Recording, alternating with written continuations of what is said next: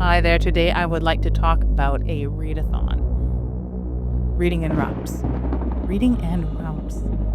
Now, I've never really participated in a readathon. I mean readathon adjacent. I've stood on the sidelines and watched a readathon happen and sort of like scantily read beside it. But, I just don't have the time, and I'm a big mood reader. We all know this. I do make TBR plans, and the closest to a real TBR plan I've stuck to is the Backwoods bookshelf. Today we're going to have a book off the Backwoods bookshelf that I had to go hunting for a second, because this is a Richard Laymon readathon. And therein lies the reason why I jumped on it. The second reason I jumped on it is it has a lot of my BookTube besties on it. Regina and Alex from the Bookubus came up with this. So Regina's Haunted Library is the host of this wonderful readathon.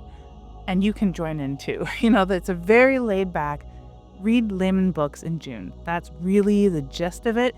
There are some reading prompts, what I'll get to in a minute. And Regina's launch video actually talks about the specific prompts if you're interested. But it's really just a celebration of all that is campy and wild and extreme and gory and questionable within horror. We're honoring the master of pulpy mayhem, Richard Laymon, with a month-long read-along that is as unhinged as his characters.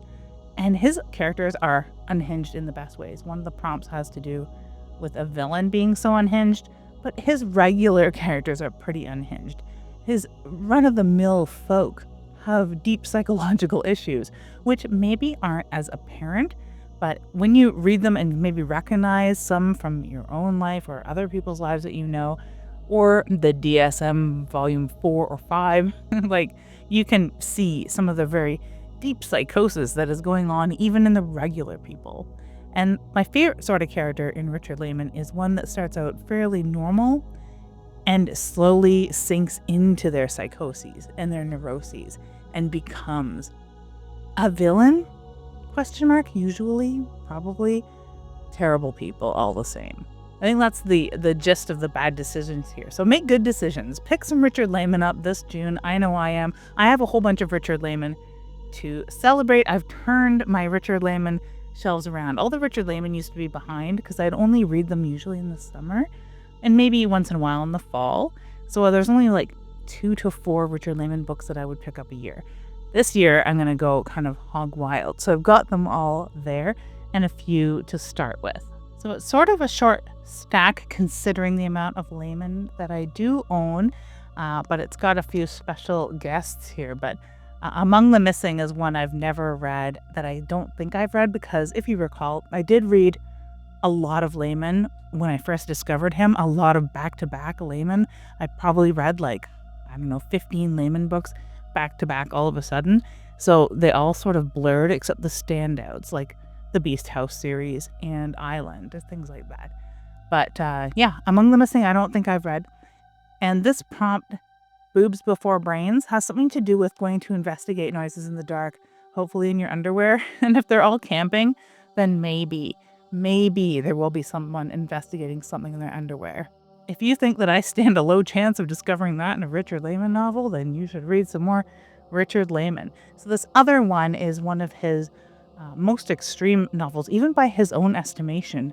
In A Writer's Tale, he mentions that this was maybe one of his darkest.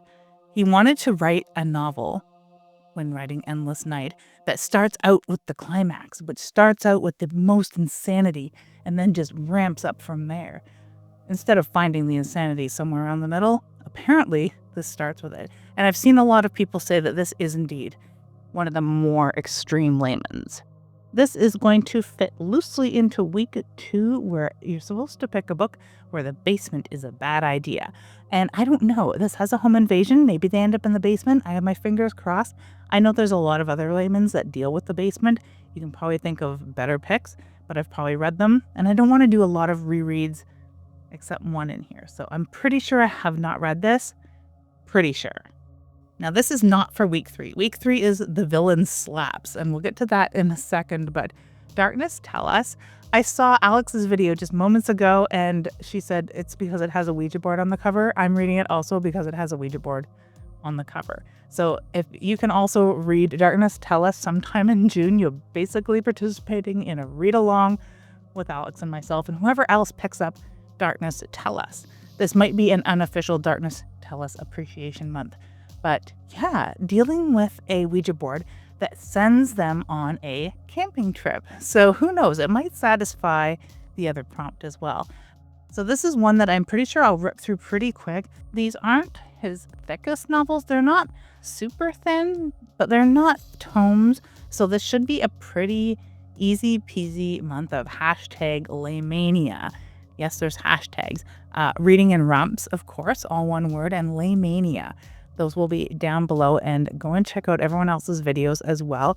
Author D.L. Tillery is participating, Maris from Harpies in the Trees, Alex the Bookubus, and of course, Kelsey from Slime and Slashers, and Regina and myself. And more people might just jump on, because this is a super fun and super chill readathon. If you have like 1 Laymon or 20 Laymon sitting on your shelves, this is a good time to get to it. Here is the man of the hour himself, Richard Laymon. Rest in peace. He was also the president of the Horror Writers Association for a time, and I've actually seen his daughter at HWA events virtually, of course, because I don't live in the United States. But yeah, it's really cool to see that his daughter's still involved to the degree that she is in his estate and horror writing as it is. So yes, the master himself. Cuts. This is what is going to satisfy the 3rd week of the readathon, entitled loosely The Villain Slaps. Have to pick up something where the villain was insane. Now, the Master of Games, you could argue, was pretty insane. If you've read a lot of Laymon, you know who I mean. He's pretty nuts. But yeah, Cuts. When I read this is the only reread that I think is in the list. Or that I know that's in the list. This guy's nuts. I was terrified of him. I didn't, like him.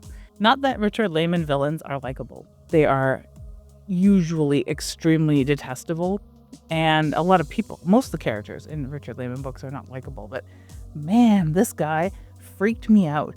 And there's a lot of times where the villain, there is like a shred of humanity or something you could relate to underneath all of that, or there's something that is edgy and interesting about them that doesn't excuse them but makes them interesting.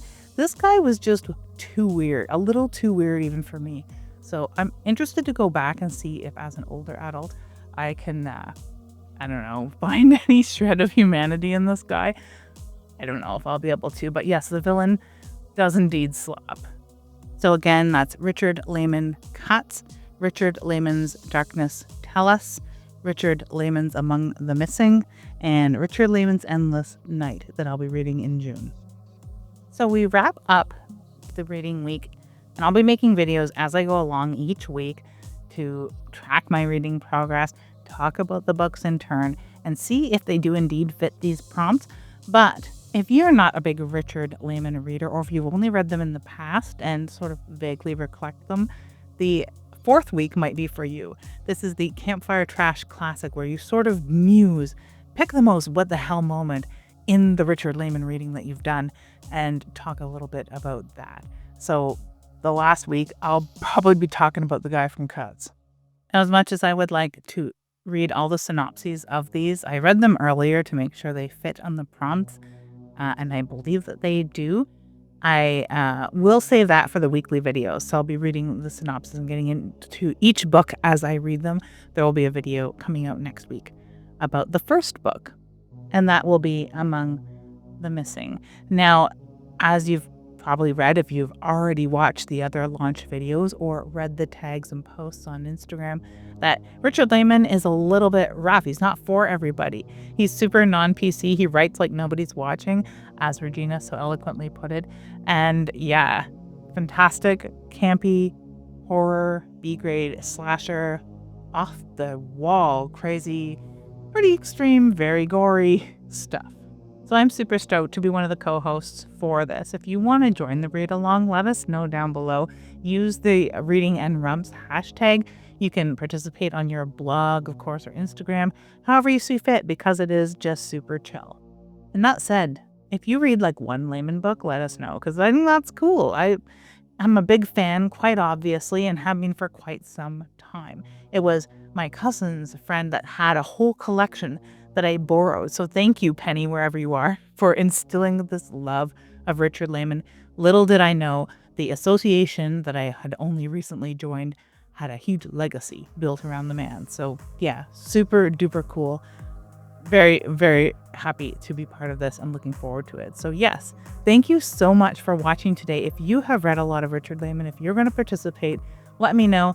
If there's a favorite Richard Laymon book that you have read, leave it in the comments. Thank you so much for watching, and have an ooky, spooky, rumpy day.